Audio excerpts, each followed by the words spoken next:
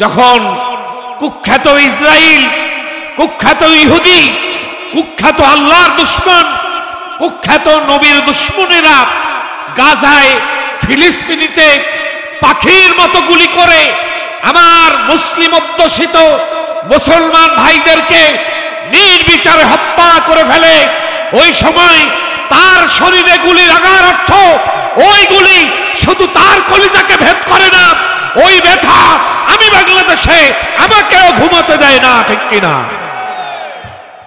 আমার কাশ্মীরে আলো বাতাস বন্ধ করে, ইন্টারনেট বন্ধ করে, পানি সাপ্লাই বন্ধ করে, যখন গুজরাটের কুখ্যাত কসাই খ্যাত কুখ্যাত মোদি আমার মুসলমানদেরকে নির্যাতন করে, যেখানে মুসলমান নির্যাতিত, নিগৃহীত, পদদলিত, লাঞ্ছিত, বঞ্চিত, অবহেলিত, ওই জায়গায় তার লাঞ্ছনা আমাকে ঘুমাতে দেয় না, ঠিক কিনা? কারণ আমি মুমিন। আল্লাহু আকবার। রাখাইন, পাকিস্তান, আফগানিস্তান, সারা পৃথিবীর একই অবস্থা। যদি আমার ঈমান জাগ্রত থাকে, অন্য মুসলমানের আক্রান্ত আমাকে আক্রান্ত করবে। কারণ কি? আল্লাহর হাবিবের কথা অনুযায়ী আমাদের বডি, আমাদের দেহ, আমাদের আত্মা, আমাদের জিসম, আমাদের স্ট্রাকচার একটা। সুবহানাল্লাহ বলবেন না? এখন যদি এমন হয় যে আপনার পায়ে আঘাত পেয়েছেন, মাথা টের পায় না, তাহলে বুঝতে হবে পায়ে প্যারালাইজড হয়েছে, ঠিক কিনা? হাতে আঘাত পেয়েছে, মাথা টের পায় না, বুঝতে হবে হাতে প্যারালাইজড হয়েছে। কারণ প্যারালাইজড রোগী যখন এটা অবশ হয়ে যায়, পক্ষগ্রস্ত হয়ে যায়, তখন টোকা দিলেও লাগে না, টোকা দিলেও কি না লাগে না। যখন দেখবেন আপনার জিহ্বায় সাপে কামড় দেয়, গ্রাম দেশে বলি কি কিসে কামড় দেয়? সাপে কামড় দেয়, দিলে ওঝার কাছে গেলে ওঝা কিন্তু কাঁচামরিচ ভেঙে জিহ্বায় দেয়। জানেন কি না আপনারা? আচ্ছা বলুন, দিলে কাঁচামরিচ মিঠা লাগে না ঝাল লাগে? কারণ কি? ওরে কিসে কামড় দিছে? সাপে কামড় দিছে। এখন ওর কাছে কাঁচামরিচ মিঠা লাগে। আসলে কি কাঁচামরিচ মিঠা না ঝাল? তো এরকম কিছু সাপে কামড় দেওয়া মুসলমান আছে না নাই? তাহলে বোঝা যায় যে তোমার পা ঘাতগ্রস্ত, তোমার মাথায় ঘুমায়, ফিলিস্তিনের মুসলমানরা নির্যাতিত, তোমার অন্তর জ্বলে না, কলিজা জ্বলে না, তোমার সব ঠিক আছে। আফগানিস্তানে মুসলমান নির্যাতিত, তোমার সবকিছু চলে। বাংলাদেশের মুসলমান নিগৃহীত, নির্যাতিত, তথ্য সন্ত্রাসের শিকার, ওই সময়ও তোমার মাথা ব্যথা করে না। কাশ্মীরে জালেম মোদির হাতে মুসলমান নির্যাতিত, নিগৃহীত, তোমার অসুবিধা হয় না। বুঝতে হবে তোমার প্যারালাইজড হয়েছে, আর এই প্যারালাইজড ঈমানের প্যারালাইজড, ঠিক কিনা? এই জন্য কাঁচামরিচ ঝাল হলেও তোমার কাছে মিষ্টি লাগে। এখন এই শয়তান নামক সাপ যে কামড়েছে, এই সাপের বিষ নামাতে হবে, ঠিক কিনা? সাপের বিষ নামালে কুফরি, শিরকি, বেদাতি এই সমস্ত কুরক্ত শরীর থেকে বের হয়ে গেলে আবার যখন খাঁটি মুমিন হয়ে যাবে, ওঝা সাপের বিষ নামিয়ে ফেলবে, তখন দেখবেন আর মরিচ মিষ্টি লাগে না, এখন মরিচ ঝাল লাগে, ঠিক কিনা? তাহলে আমরা মুমিন। আমরা কি? সূরার নামও কি? এবার আসেন মুমিনদের ক্ষেত্রে আল্লাহর নবী এবং আল্লাহ যেহেতু বলেছেন আমরা ভাই, ভাইয়েরা ভাইয়েরা এক জায়গায় বাস করে না ছড়িয়ে ছিটিয়ে যায়, এক বাড়িতে থাকে না। আল্লাহ পাক আমাদেরকে একটা বাড়ি বানিয়ে দিয়েছেন, সুবহানাল্লাহ। যেহেতু আমরা ভাই, আমরা কি? আর ভাইয়েরা ভাইয়েরা যেহেতু এক বাড়িতে থাকবে, এজন্য আল্লাহ পাক আমাদের জন্য একটা বাড়ি বানাইছেন, আখিরাতের বাড়ি। বাড়িটার নাম কি? জান্নাত। বাড়ির নাম কি? জান্নাত। আল কুফফারু মিল্লাতু ওয়াহিদা, সারা দুনিয়ার ইসলাম বিরোধী কুফরি শক্তি, তারা একজোট, একদল, এক ভাই। নাউজুবিল্লাহ। তারাও যেহেতু ভাই, ভাইয়ে ভাইয়ে বাড়ির দরকার আসেনি, তাদের জন্য একটা বাড়ি বানিয়ে দিস। বাড়ির নাম কি? জাহান্নাম। আমরা মুসলমান আমাদের জন্য বাড়ি বানিয়েছে, আমাদের জন্য যে বাড়ি বানালেন ওই বাড়ি হলো জান্নাত। এই জান্নাতের একটা শাখার নাম হলো জান্নাতু আদন, যার কথা আল্লাহ বিভিন্ন জায়গায় বলেন। আল্লাহ তাআলা বলেন জান্নাতু আদনি তাজরি মিন তাহতিহাল আনহার, আল আনহারু খালিদিনা ফিহা আবাদা রাদিয়াল্লাহু আনহুম ওয়া রাদু আন যালিকা লিমান খাশিয়া রাব্বাহ। সুবহানাল্লাহ। জান্নাতু আদন। আল্লামা ইবনে কাসির রহমাতুল্লাহ আলাইহি তাফসীর ইবনে কাসিরের মধ্যে লেখেন এই জান্নাতু আদন আল্লাহ তৈরি করেছেন। আল্লামা সাবি রহমাতুল্লাহ আলাইহি তাফসীরে জালালাইন শরীফ, জালালাইন বলা হয় এই জন্য এই তাফসীর দুইজন জালাল লিখেছেন, একজনের নাম হলো জালালউদ্দিন মুহাল্লি আর একজনের নাম হলো জালালউদ্দিন সুয়ুতি। জালালউদ্দিন মুহাল্লি যিনি তিনি হলেন ওস্তাদ, আল্লামা সুয়ুতি যিনি তিনি হলেন শাগরেদ।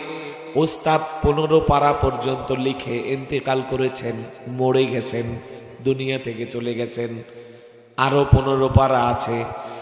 জালালউদ্দিন সুয়ুতি রহমাতুল্লাহ আলাইহি ওস্তাদের লাশ দেখতে গেলেন, ওই লাশ সামনে করে ওস্তাদের স্ত্রী আল্লামা জালালউদ্দিন মুহাল্লি রহমাতুল্লাহ আলাইহির স্ত্রী বললেন, ও আমার স্বামী জালালউদ্দিন মুহাল্লির ছাত্ররা, তোমাদের জন্য আমার একটা ওসিয়াত নসিহত আছে। বললেন কি নসিহত?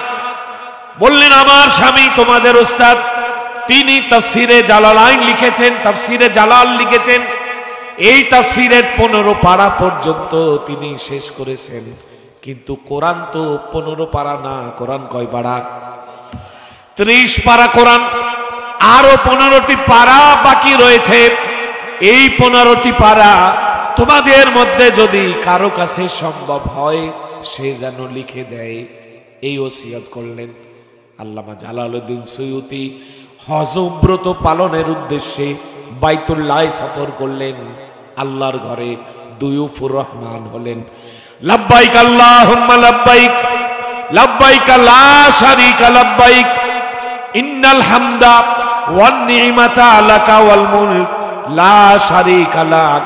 সাফা মারওয়া সাই করবেন, মাতাফে দাঁড়াবেন, বাইতুল্লাহ তওয়াফ করবেন, মিজাবে রহমতের নিচে যাবেন, তিনি আরাফায় উকুফ করবেন, জামারাত করবেন, মুজদালিফায় যাবেন, মিনায় অবস্থান করবেন। এই সময়গুলো তিনি পেয়ে গেলেন। তিনি মনে মনে ভাবলেন আমার ওস্তাদ জালালউদ্দিন মুহাল্লি রহমাতুল্লাহ আলাইহি তো নেই। আমার ওস্তাদজির স্ত্রী তিনি বলেছিলেন বাকি 15 পারা, এই 15 পারাকে যে পারবে তাকে তিনি ওসিয়ত করেছেন যে সম্ভব হয় যেন লিখে ফেলে। তার কাছে কোনো অভিধান ছিল না, ডিকশনারি ছিল না, লুগাত ছিল না, অন্য কোনো তাফসীর ছিল না। এরপরেও জালালউদ্দিন সুয়ুতি এত বড় আলেম ছিলেন, তিনি তার ইলমের জোরে আল্লাহর রহমতের উপরে ভরসা করে বাকি 15 পারা শুধুমাত্র মক্কার সফরে মাত্র 15 দিনে লিখে শেষ করে ফেলে। আলিয়া কওমিয়া আহলে হাদিস। পৃথিবীতে যত শিক্ষা প্রতিষ্ঠান আছে সব প্রতিষ্ঠানে এই কিতাবটা পড়ানো হয়। সুবহানাল্লাহ। এবং তাফসীরের সর্বপ্রথম কিতাব হলো তাফসীরে জালালাইন, যেটা আলিয়া কওমিয়া নিসাব উভয় নিসাবে পড়ানো। আল্লাহু আকবার। এই জালালাইন এটা একটা তাফসীর। এই তাফসীরকে আবার এর ভেতরে আবার তাফসীর করেছেন বালসে খাল নিকালনা। এর ভেতরে আবার তাফসীর করেছেন আল্লামা সাবি রহমাতুল্লাহ আলাইহি। তাফসীরে জালালাইনের সরা ওইটার ব্যাখ্যা তিনি লিখেছেন। আরো সরা হয়েছে, কামালাইন হয়েছে, এরপরে জামালাইন হয়েছে। এমনি ভাবে তাফসীরে জালালাইনের বহু তাফসীর বের হয়েছে।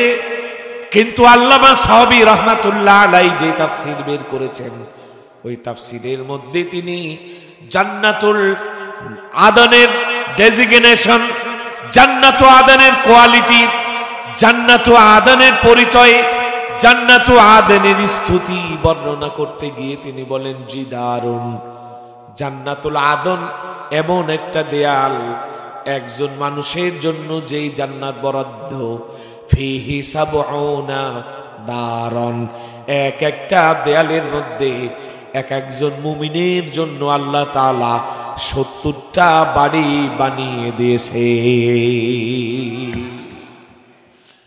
70টা বাড়ি, একটা দেয়াল, এক দেয়ালের মধ্যে 70টা বাড়ি। এই 70টা বাড়ির প্রত্যেকটা বাড়ি আবার কত বড়। আমাদের দেশে বাড়ি হয় হাওলাদার বাড়ি, চৌকিদার বাড়ি, মুন্সি বাড়ি, আছে না নাই? বাড়িতে 2-4টা ঘর থাকে, একটা বাড়ি হিসেবে পরিচিত পায়। কিন্তু জান্নাত ও আদনে 70টা বাড়ি। এই বাড়িগুলো কত বড় হবে? আল্লামা সাহাবী রাহমাতুল্লাহ আলাইহি লেখেন, ফি কুল্লি দারিন সাবউনা বাইতান, এক একটা বাড়ির মধ্যে এক এক জান্নাতের জন্য আল্লাহ তাআলা 70টা ঘরের ব্যবস্থা করেছে। দেয়াল একটা, তার মধ্যে বাড়ি একটা, বাড়ি 70টা, 70টা বাড়ির প্রত্যেকটা বাড়ির মধ্যে 70টা করে ঘর। আবার এই ঘরগুলো কত বড়?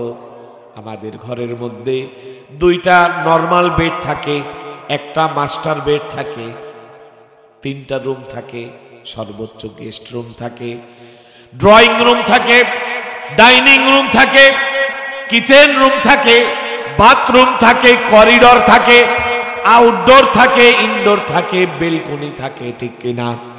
এর বেশি আমাদের হয় না। তাহলে জান্নাতে এক একটা বাড়ি, যার মধ্যে 70টি ঘর, ওই ঘরে কয়টা কামরা থাকবে, কয়টা রুম থাকবে? আল্লাহ তাআলা আমাদের জন্য যেই ঘর বানালেন, ওয়াফি কুল্লি বাইতিন সাবউনা গুরফা।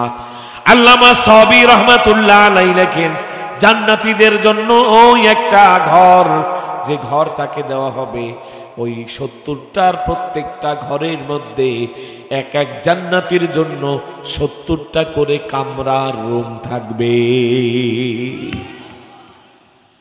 এবার 70টা রুম হলে এই রুমগুলো কত বড় হবে?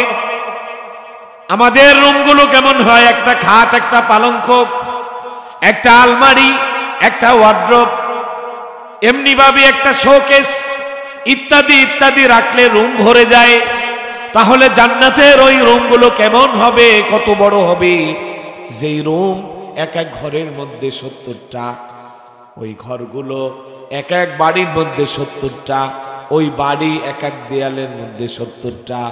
আল্লামা সাহাবী তাফসিরে জালালাইনের ব্যাখ্যাকারক তাফসীর করতে গিয়ে বলেন, ওয়াফি কুল্লি গুরফাতিন সাবউনা সারিরা, এক একটা কামরার মধ্যে আপনি আমি এক একজন জান্নাতীর জন্য 70টা করে খাট পালঙ্ক বিছানো থাকবে। আল্লাহু আকবার! 70টি খাট পালঙ্ক বিছানো থাকবে। এই 70টি খাট পালঙ্ক চৌকি আবার কত বড় হবে, কত বিস্তৃত হবে?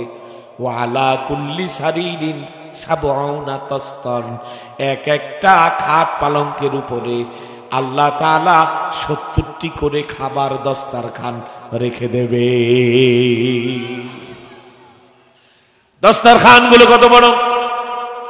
ওয়ালা কুল্লি তাসতিন ওয়া মাইদাতিন ওয়া সুফরাতিন সাবউনা তাআমান, এক একটা দস্তারখানের উপরে আবার 70 প্রকার খাবার থাকবে। আল্লাহু আকবার!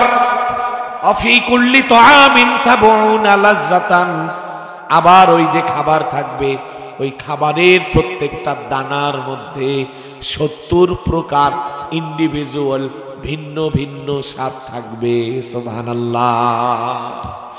এবার আসেন ক্যালকুলেটরকে জিজ্ঞেস করেন, ক্যালকুলেশন করেন, অঙ্ক করেন, ইহতিসাব করেন। একটা দেয়াল 70টা বাড়ি, প্রত্যেক বাড়ির মধ্যে 70টা করে ঘর, প্রত্যেকটা ঘরের মধ্যে 70টি করে রুম, প্রত্যেকটা রুমের মধ্যে 70টি করে চকি, প্রত্যেকটা চকির উপরে 70টি করে দস্তারখান, প্রত্যেকটা দস্তারখানের উপরে 70 প্রকার খাবার, আবার প্রত্যেকটা খাবারের মধ্যে 70 প্রকার স্বাদ। এই সমগ্র নিয়ামত আল্লাহ তাআলা আপনার এবং আমার মধ্যে, আমার জন্য, আমাদের আসল বাড়ি, আমাদের জন্য যে বাড়ি নির্মাণ করেছেন, মুমিনদের বাড়ি, ওই জান্নাতে আল্লাহ তৈরি করেছেন, বানিয়ে দিয়েছে। ইবনে আব্বাস বলেন ওই জান্নাতের মধ্যে আল্লাহ তাআলা তার নিজের হাতে আপনার আমার নামে গাছ লাগান। সুবহানাল্লাহ। আমরা যখন বলি সুবহানাল্লাহ, গাছ হয়ে যায়। সুবহানাল্লাহ গিরাসুন ফিল জান্নাহ, আলহামদুলিল্লাহি গিরাসুন ফিল জান্নাহ, লা ইলাহা ইল্লাল্লাহ গিরাসুন ফিল জান্নাহ, আল্লাহু আকবার গিরাসুন ফিল জান্নাহ।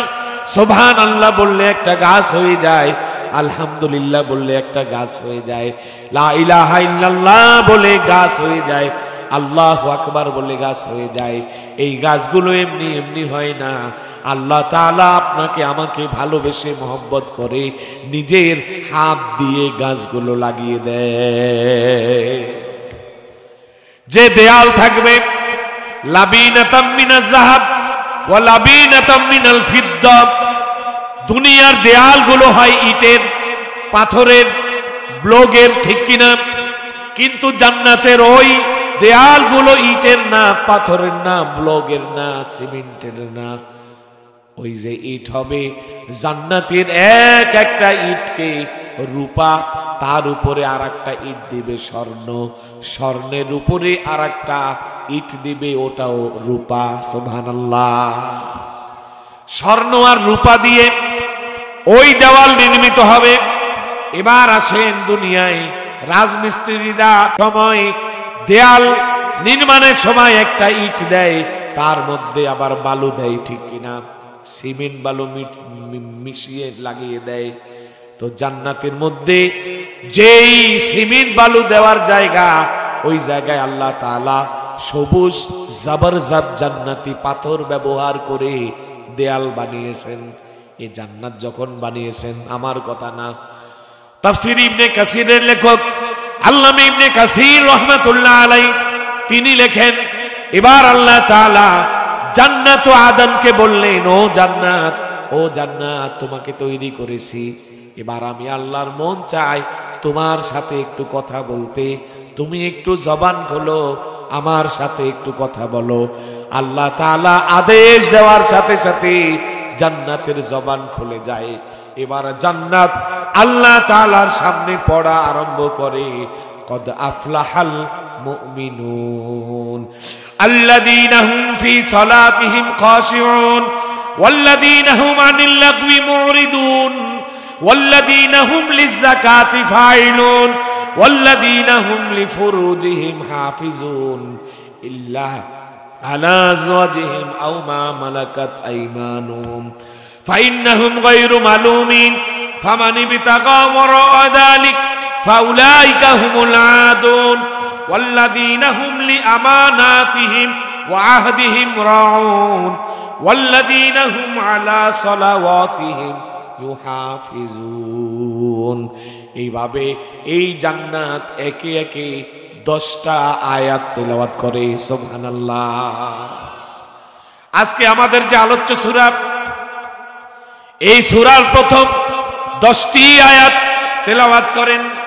10 আয়াত তেলাওয়াত করার পরে এবার আল্লাহ রাব্বুল আলামিন বললেন, ও জান্নাত, তুমি যে 10 আয়াত তেলাওয়াত করেছো, এই 10টি আয়াতের মধ্যে মোট 8টি গুণ পাওয়া গেছে। কয়টি গুণ? 8টি গুণ পাওয়া গেছে।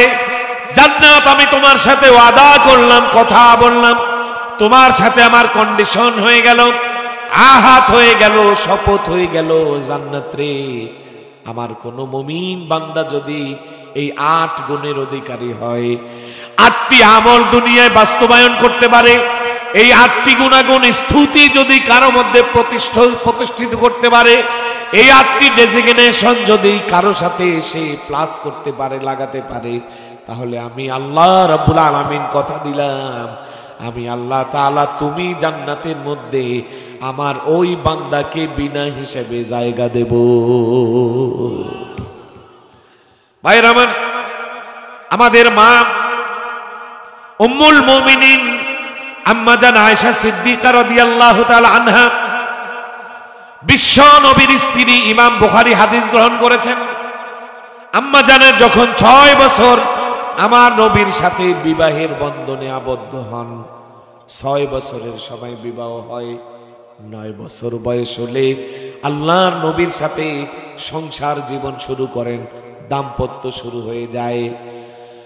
18 বছর বয়সে আল্লাহর নবী দুনিয়া থেকে চলে যান। মাত্র 9 বছর আল্লাহ নবীর সাথে সংসার জীবন যাপন করেছেন, দাম্পত্য জীবন হয়েছে। এই 9 বছর আল্লাহ নবীর সংসার তিনি করেছেন।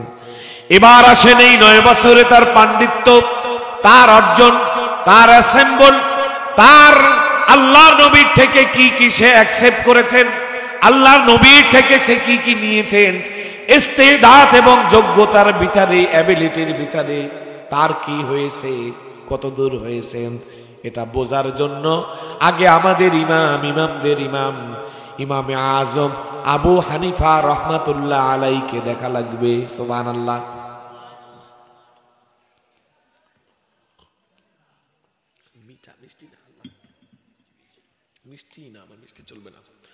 ভাইরা আমার, ইমামে আজম আবু হানিফা আর জুনায়েদ বাগদাদি, আপনারা নাম শুনেছেন কিনা?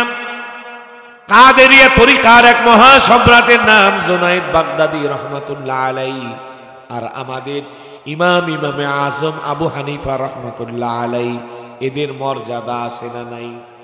কবি বলেন, বু হানিফা বুদ ইমামে বাসফা আসিরাজে উম্মতানে মুস্তাফা।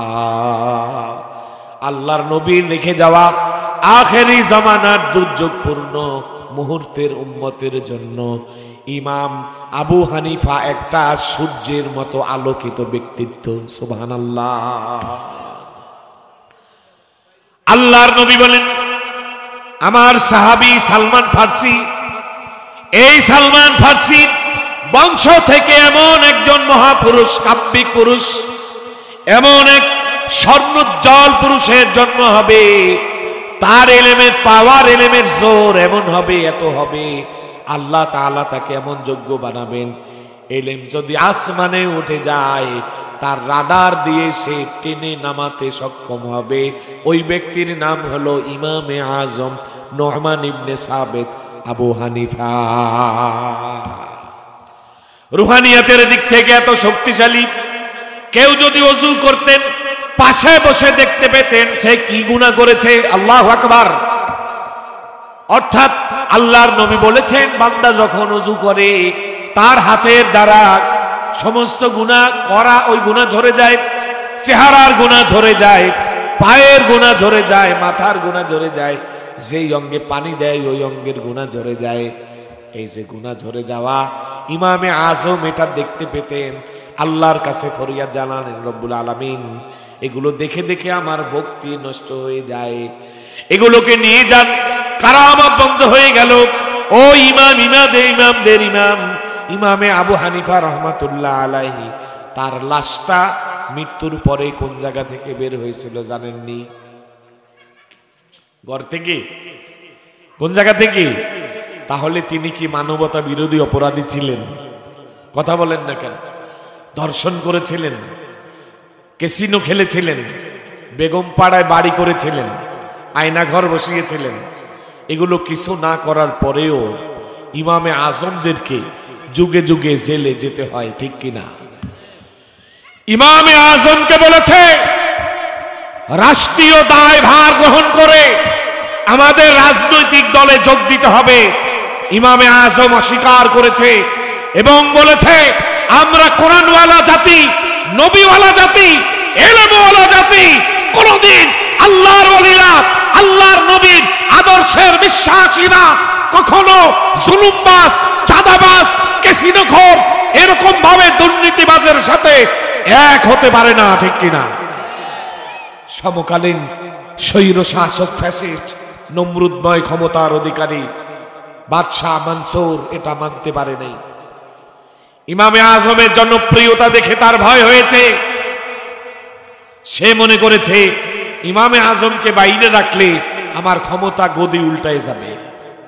যুগে যুগে সমস্ত ফ্যাসিস্ট, ক্ষমতালোভী এবং ফেরাউন ও লেডিস ফেরাউনেরা এটাই ভাবে যে ইমামে আজমের উত্তরসূরিরা, আল্লামা সাইদিরা যারা কোরআনের কথা বলে, উম্মার উপকারের কথা বলে, রাসূলের কথা বলে, মেসওয়াকের কথা বলে, টুপির কথা বলে, দাড়ির কথা বলে, জিকিরের কথা বলে, ইসলামী আন্দোলনের কথা বলে, এই লোকগুলোকে বাইরে রাখলে তাদের ক্ষমতার চেয়ার নড়বড় হয়ে যাবে, ঠিক কিনা? তাই যুগে যুগেই তাদেরকে জেলে ঢুকানোর প্রবণতা আছে না নাই? ইমামে আজমকে জেলে দিয়ে দিল, নির্যাতন করা হতো, রাত নেই দিন নেই, পালাক্রমে চাবুক মারা হতো। জার্নালিস্ট, সাংবাদিকরা ইমামে আজমকে জিজ্ঞেস করে, ইমামে আজম আপনার কি কষ্ট হয় না? জেলের মধ্যে, আয়না ঘরের মধ্যে নির্যাতন স্বীকার করেন, মিথ্যা মামলা হামলা, বিনা অপরাধে দোষী, এরপরেও আপনাকে মারে, আপনি ব্যথা পান না? বলে আমাকে যতই মারুক আমার সান্ত্বনা খাব্বাব খোবাইব, সুবহানাল্লাহ। আমার সান্ত্বনা বেলাল হাবশী, আমার সান্ত্বনা সুমাইয়া রাদিয়াল্লাহু তাআলা আনহুম। তারা ইসলামের কারণে, ওয়ামা নাকামু মিনহুম ইল্লা আইয়ুমিনু বিল্লাহিল আজিজিল হামিদ, একমাত্র আল্লাহর কারণে জুলুম, অত্যাচার, নির্যাতন, নিগৃহণের শিকার হয়েছেন।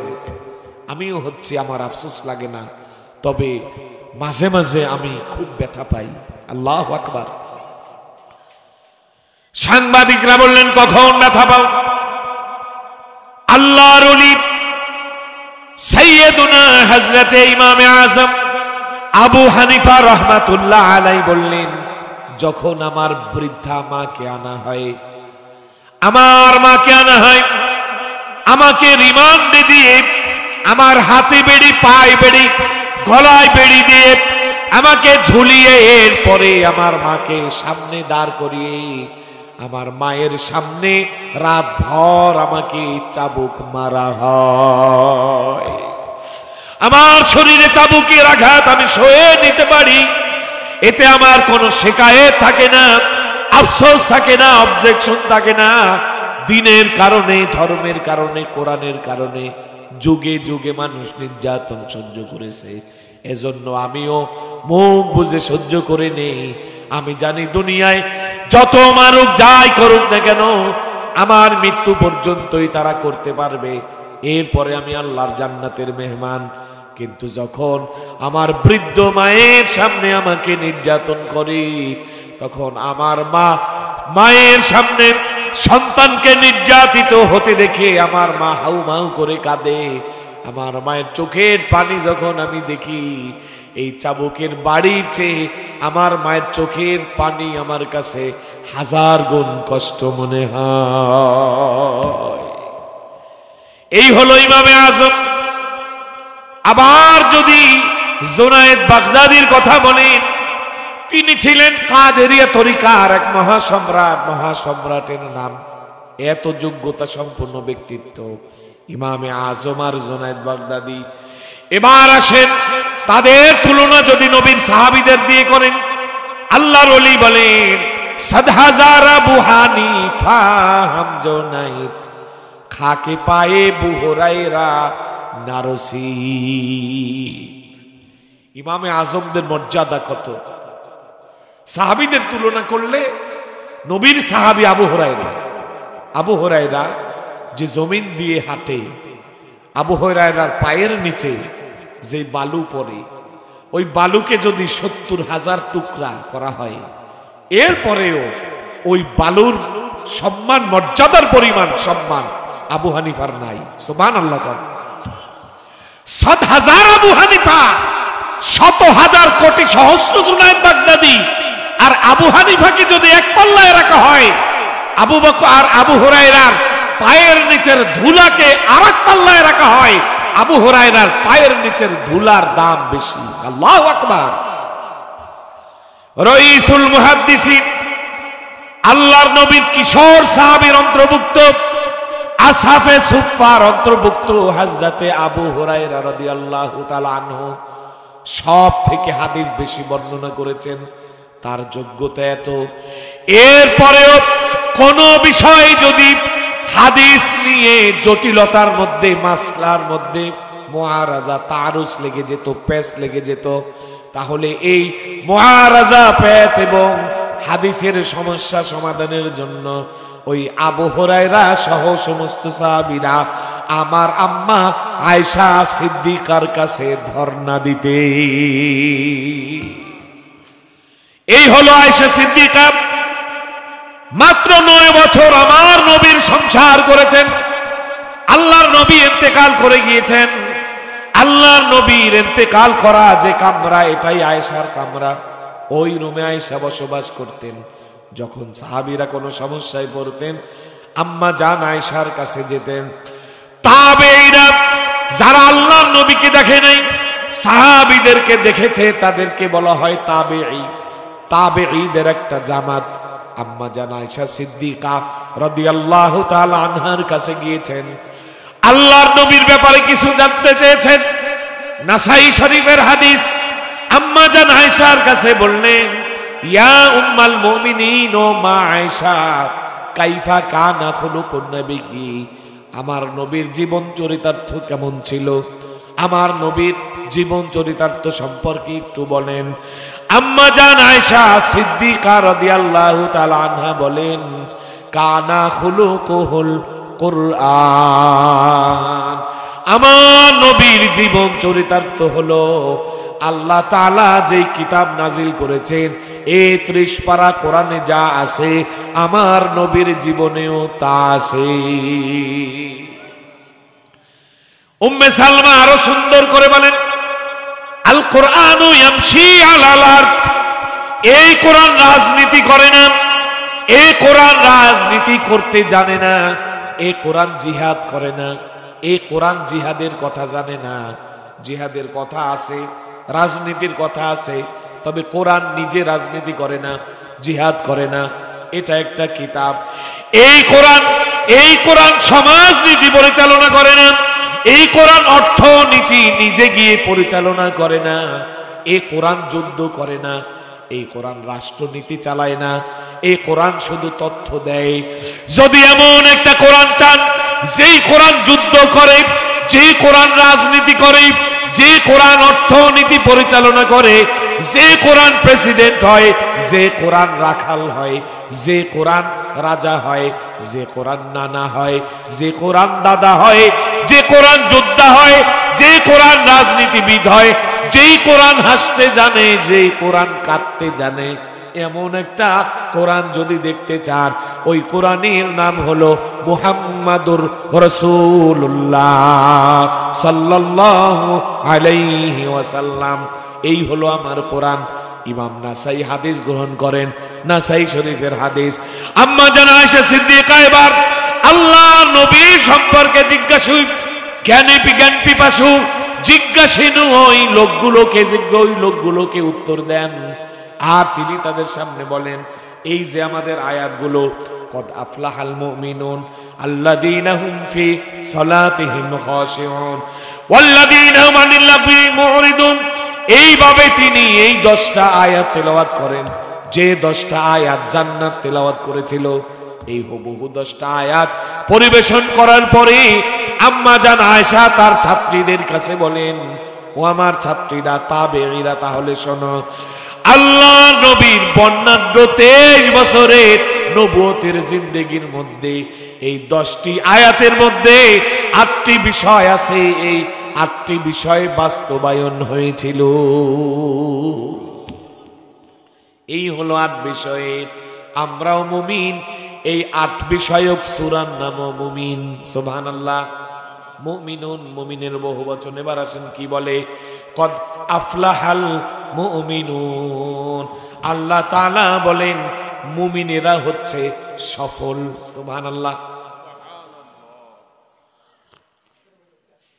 এটা কি মাস? বাংলা বলেন, এটা কি মাস?